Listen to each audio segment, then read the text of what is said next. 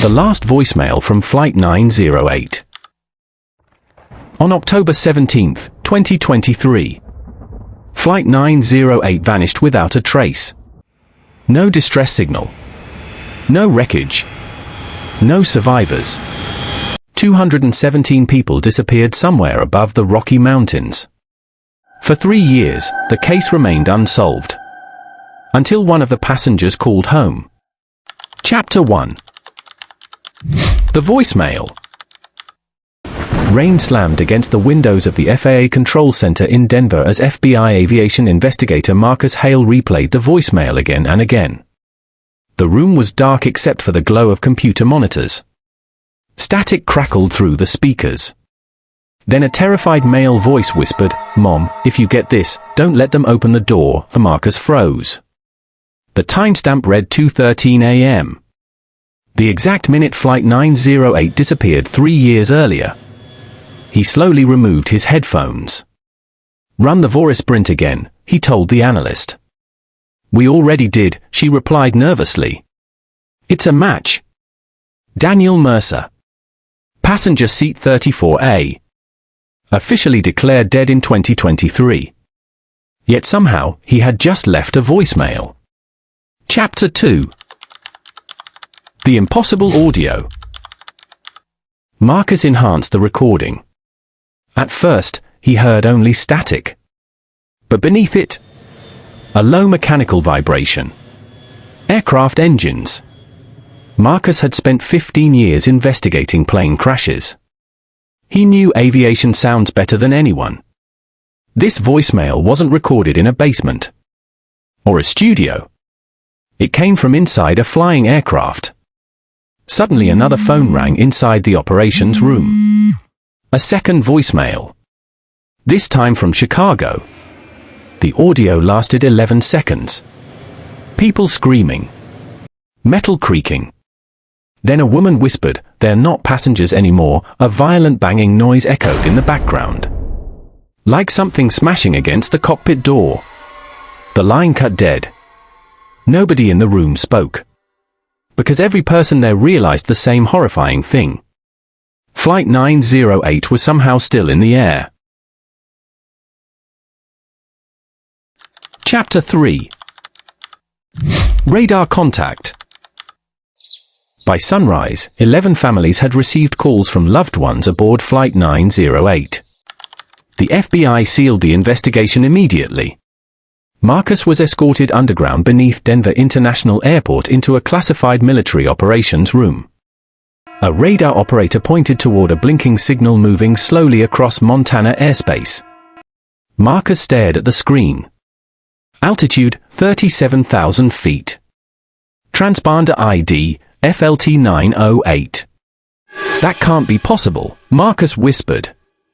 The general beside him answered coldly. "Neither are phone calls from dead passengers." 2 fighter jets launched within minutes.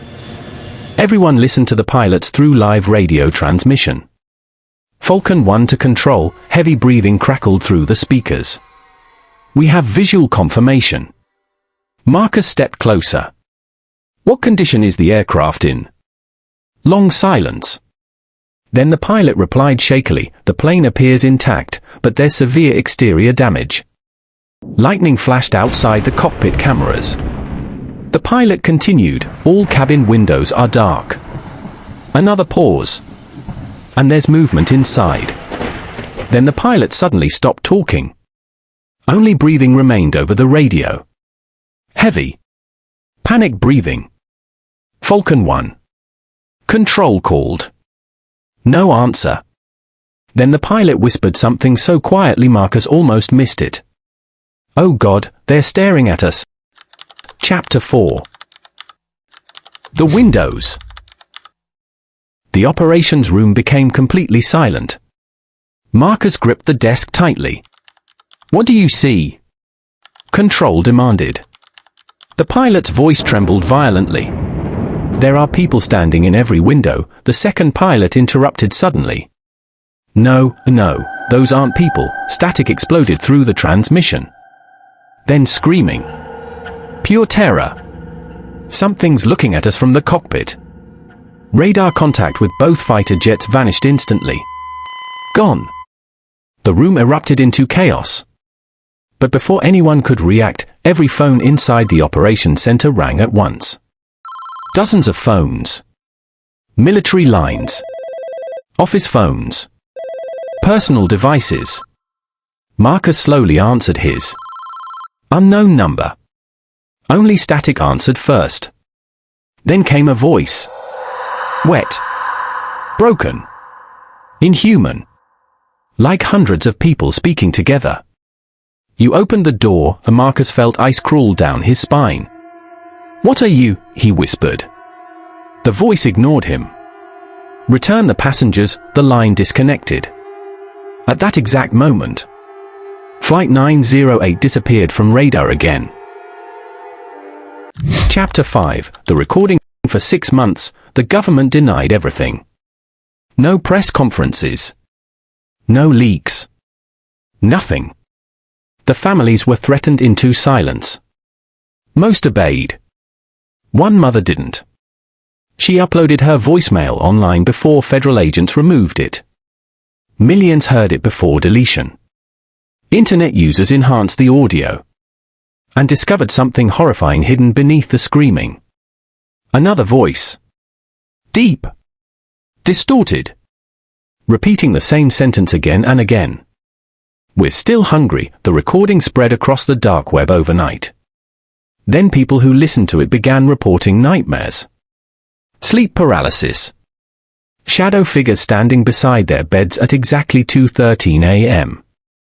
Some claimed their phones rang afterward. Unknown number. No caller ID. Only breathing. Chapter 6. The wreckage. 3 years later, hikers discovered aircraft debris buried deep inside a Montana forest valley. Burned luggage. Rust-covered seats. Human bones. The FBI sealed the area within hours.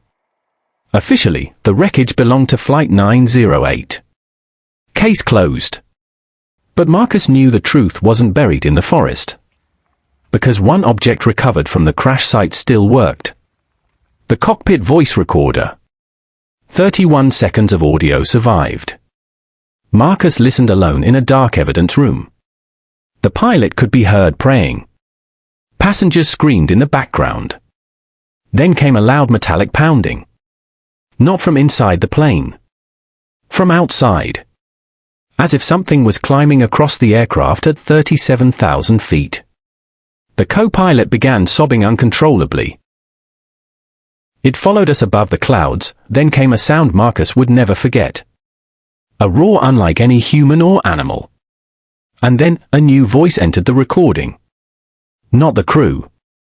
Not the passengers. Something else. Something ancient. Something hungry. The final words on the recording were classified immediately. But Marcus heard them.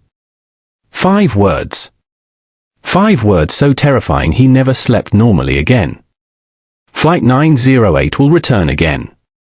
Marcus removed the headphones slowly. His hands were shaking. Then suddenly, his phone vibrated. Unknown number. 2:13 a.m. Marcus stared at the screen in horror. A voicemail appeared automatically. No ringtone. No missed call. Just one new message. With trembling hands, he pressed play. Static filled the room. Then hundreds of voices whispered together, "We found another flight." The audio ended with screaming. And the sound of an airplane door slowly opening.